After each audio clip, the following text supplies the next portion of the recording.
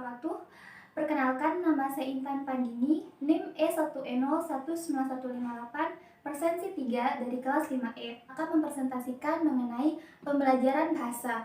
Di sini, bahasa dibagi menjadi 3 tipe. Yang pertama, belajar bahasa. Seorang mempelajari suatu bahasa dengan fokus pada penugasan kemampuan berbahasa atau kemampuan berkomunikasi melalui bahasa yang digunakannya. Kemampuan ini melibatkan 2 hal, yakni yang pertama, kemampuan untuk menyampaikan pesan baik secara lisan melalui berbicara maupun tertulis melalui menulis, serta yang kedua, kemampuan memahami, menafsirkan, dan menerima pesan baik yang disampaikan secara lisan melalui kegiatan menyimak maupun tertulis melalui kegiatan membaca. Selanjutnya yang kedua, belajar melalui bahasa. Seseorang menggunakan bahasa untuk mempelajari pengetahuan, sikap, dan keterampilan. Dalam konteks ini, bahasa berfungsi sebagai alat untuk mempelajari sesuatu seperti matematika, IPA, dan kewarganegaraan.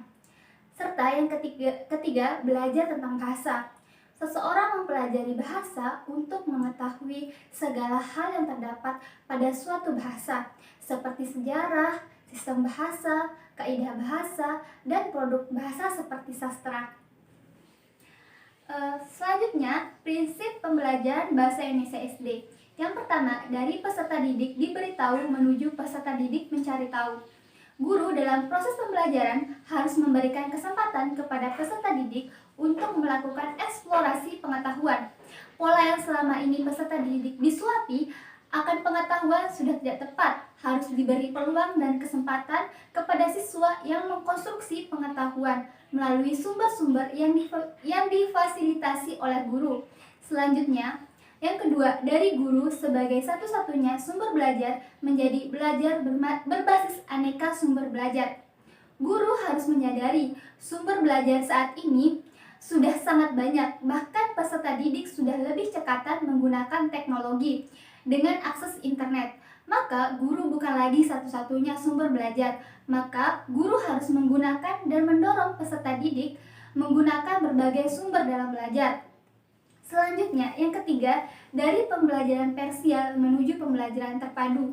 Pembelajaran parsial adalah pembelajaran yang terpisah-pisah dan tidak terkait satu sama lain. Materi yang disajikan tidak kontekstual dan kompetensi sikap, pengetahuan, dan keterampilan tidak saling berhubungan. Saat ini harus dirubah, di mana pembelajaran yang dilakukan saling berkaitan dan memperhatikan keterpaduan kompetensi sikap, pengetahuan, dan keterampilan. Selanjutnya, yang keempat, dari pembelajaran yang menekankan jawaban tunggal menuju pembelajaran dengan jawaban yang kebenarannya multidimensi, di mana kebenaran jawaban peserta didik tidak tunggal. Sudut pandang peserta didik harus diterima oleh guru dari berbagai sisi atau multidimensi. Dari tempatnya berpijak, misalnya, peserta didik melihat suatu benda hanya sebuah titik, tetapi yang lain melihat sebuah bola. Nah, kedua jawaban benar, karena satu melihat dari tempat yang jauh, sedangkan satu lagi melihat dari dekat. Maka, guru harus selektif memahami jawaban peserta didiknya dengan sudut pandangnya. Selanjutnya, dalam pendekatan kontekstual terdapat beberapa komponen. Beberapa komponen pendekatan kontekstual dalam pembelajaran bahasa Indonesia sebagai berikut. Yang pertama, bertanya. Bertanya merupakan strategi utama pembelajaran berbasis CTL. Pembelajaran berbasis CTL dipandang sebagai kegiatan guru untuk mendorong, membimbing, dan menilai kemampuan berpikir siswa, termasuk juga dalam membimbing dan mengarahkan pengetahuan siswa dalam belajar bahasa Indonesia.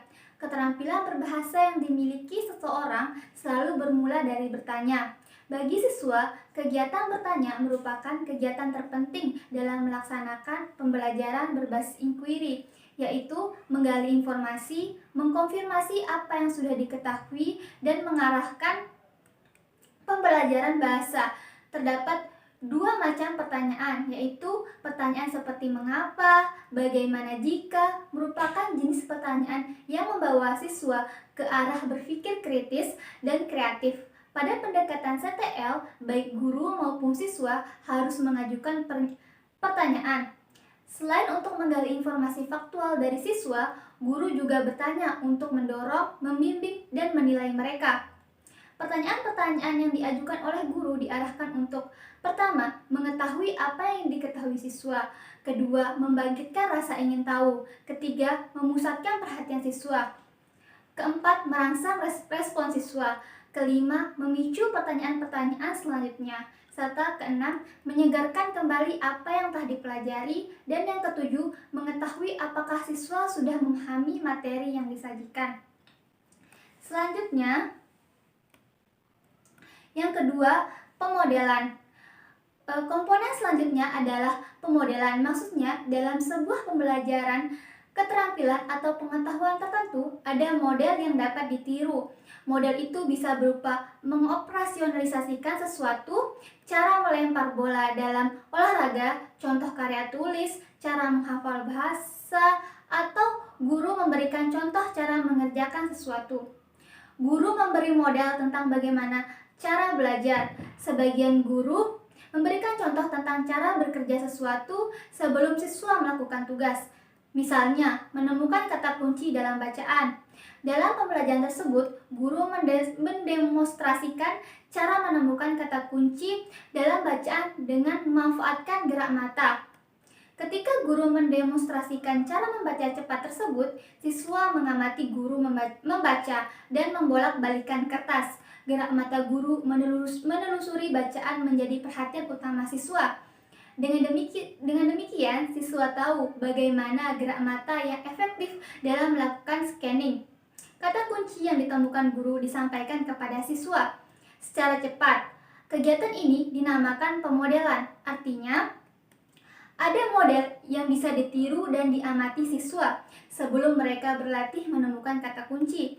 Dalam kelas CTL, guru bukan satu-satunya model. 10 orang siswa bisa ditunjuk untuk memberi contoh temannya cara melafalkan suatu kata.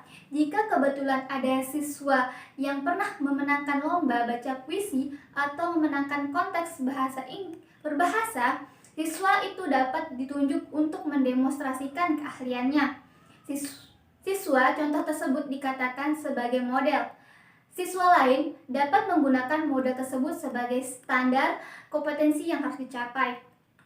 Selanjutnya, yang ketiga, penilaian sebenarnya. Penilaian adalah suatu pengumpulan berbagai data yang dapat memberikan gambaran perkembangan belajar siswa. Gambaran perkembangan belajar siswa perlu diketahui oleh guru dapat memastikan bahwa siswa mengalami proses pembelajaran yang benar. Apabila data yang dikumpulkan guru mengidentifikasi bahwa siswa mengalami kemacetan dalam belajar, guru segera mengambil tindakan yang tepat agar mereka terbebas dari kemacetan belajar. Karena gambaran tentang kemajuan diperlukan di sepanjang proses pembelajaran. Asesmen tidak dilakukan pada akhir periode atau semester, tetapi hal itu dilakukan secara terintegrasi dengan kegiatan pembelajaran. Data yang dikumpulkan dalam kegiatan penilaian atau asesmen tidak untuk mencari informasi tentang belajar siswa.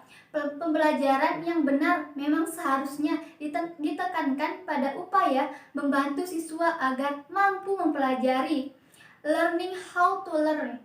Tidak ditekankan pada diperolehnya sebanyak mungkin informasi pada akhir periode pembelajaran. Pendekatan kontekstual menuntut guru melakukan penilaian secara seimbang antara proses dan produk, antara bahasa lisan dan tulis, untuk semua keterampilan berbahasa secara terintegrasi. Karena asesmen menekankan pada proses pembelajaran, data yang dikumpulkan harus diperoleh dari kegiatan nyata yang dikerjakan siswa pada saat melakukan proses pembelajaran. Dalam perancangan pembelajaran, indikator pencapaian kompetensi dan tujuan pembelajaran merupakan komponen penting. Keduanya merupakan bentuk perincian dari komponen dasar sebagai tujuan pembelajaran setiap jenjang kelas di SD. Pada tabel, kata kerja operasional atau KKO dikelompokkan menjadi dua. Yang pertama, low order thinking skill atau LOTS, dan yang kedua, high order thinking skills atau HOTS. Pada KKO yang termasuk low order thinking skills atau LOTS, yakni pada C1, C2, dan C3. C1 mengingat, C2 memahami, dan C3 menerapkan. Sedangkan high order thinking skill atau HOTS terdapat pada KKO C4, C5, dan C6. C4 yakni menganalisis, C5 mengevaluasi, dan C6 menerapkan. Selanjutnya, dalam penulisan tujuan pembelajaran yang baik, terdapat komponen A, B, C, dan D. A termasuk dalam audiens, yaitu siswa atau warga belajar, peserta didik, serta pelajar yang dituntut untuk dapat melakukan atau mengerjakan perilaku belajar yang dirumuskan dalam TPK atau TIK, yakni tujuan pembelajaran khusus atau tujuan instruksional khusus. Yang kedua, B, yaitu behavior, yaitu tingkah laku atau kegiatan warga belajar, siswa, peserta didik, atau pelajar. Tingkah laku yang diharapkan dapat dikerjakan oleh siswa setelah berakhir pembelajaran tertentu. Tingkah laku atau behavior dalam tujuan pembelajaran dinyatakan dengan kata kerja operasional yang menunjukkan tingkah laku yang dapat diamati atau dapat diukur. Kegiatan kata kerja operasional dalam keterampilan berbicara bisa dilaksanakan secara individual dan secara kelompok. Kegiatan secara individual seperti memperkenalkan diri, menjelaskan cara membuat sesuatu, mengemukakan fakta, melaporkan isi bacaan, mengemukakan komentar, menceritakan sesuatu, serta bercerita berantai. Kegiatan secara berkelompok seperti mengadakan latihan wawancara kelompok, mengadakan latihan dialog, melakukan diskusi, dan mengadakan latihan pemeranan atau penokohan. Contoh behavior dalam rumusan tujuan pembelajaran, yakni pertama, dapat menyebutkan 2 contoh kata benda, yang kedua, dapat menuliskan 1 definisi kalimat majemuk, yang ketiga, dapat menerangkan komponen TIK atau TPK. Kemudian yang ketiga, C, yakni condition, yaitu keadaan belajar atau suasana belajar yang dapat menghantarkan siswa untuk mencapai tingkah laku atau hasil belajar yang diharapkan. Syarat atau kondisi yang dimaksud misal dengan melakukan diskusi, kedua dengan membaca, dan ketiga dengan melakukan percobaan. Selanjutnya D, yakni degree. Tingkat keberhasilan yang harus dipenuhi, standar atau ukuran yang menunjukkan bahwa siswa telah mencapai tujuan belajar yang dirumuskan. Mencapai tujuan berarti melakukan kata kerja operasional yang benar. Degree dirumuskan secara kualitatif maupun kuantitatif. Contoh degree, yakni dengan tanpa membuat kesalahan, dengan benar, dengan tepat. Di sini disajikan beberapa contoh dari tujuan pembelajaran. Yang pertama, melalui pemutaran video pembelajaran, siswa dapat menyebutkan langkah menulis permulaan. Dalam bunyi tujuan pembelajaran tersebut bisa dikatakan belum sempurna dikarenakan tidak terdapat degree atau D. Di mana melalui pemutaran video termasuk condition, siswa termasuk audience dapat menyebutkan langkah menulis permulaan termasuk behavior. Apabila disempurnakan dengan degree, maka bunyi dari tujuan pembelajaran tersebut ialah melalui pemutaran video pembelajaran, siswa dapat menyebutkan langkah menulis permulaan dengan tepat. Selanjutnya, contoh yang disajikan yang kedua, yakni siswa dapat mempraktikkan langkah menulis permulaan. Pada bunyi tujuan pembelajaran tersebut masih dikatakan belum sempurna dikarenakan hanya mencakup 2 komponen. Yang pertama, siswa termasuk audience dapat mempraktikkan langkah menulis permulaan termasuk behavior.